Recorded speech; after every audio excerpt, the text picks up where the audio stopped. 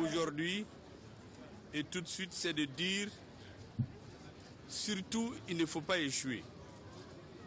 À chaque génération, ses obligations, ses devoirs, en fonction des priorités des peuples. Aujourd'hui, en 2023, la priorité de nos peuples, c'est leur sécurité. Sécurité physique, sécurité alimentaire, sécurité sanitaire, sécurité éducationnelle, sécurité d'aller et revenir.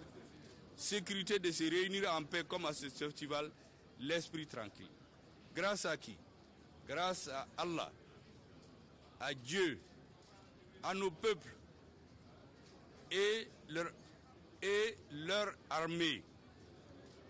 Chaque époque définit ses priorités. Aujourd'hui, nous devons tout faire pour aider, pour soutenir, pour donner les moyens à nos armées respectives pour restaurer notre souveraineté, notre dignité, notre confiance.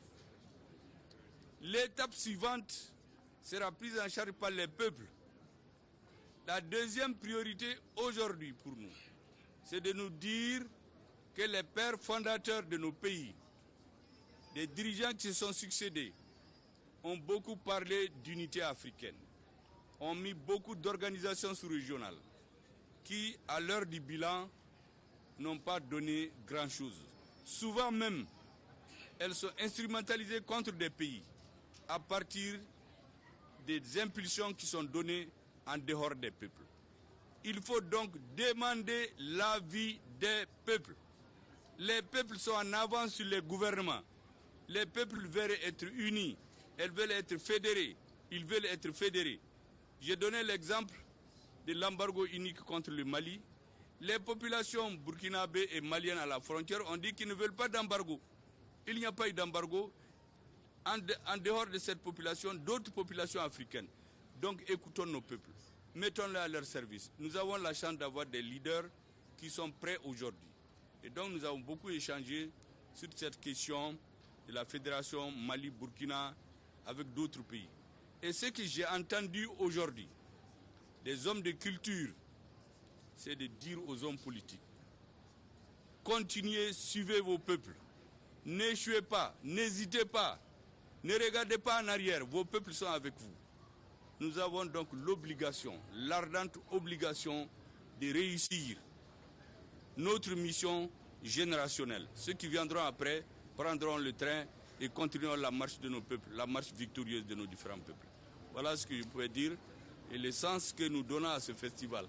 Alors, avec excellence, comment le cinéma peut-il transformer ce que vous venez de dire? Quelle peut être la part? Mais je venais de citer tout de suite une citation de l'UNESCO. Les guerres, les discordes entre les peuples, ça naît dans les esprits. Qui commande mieux les esprits? L'art.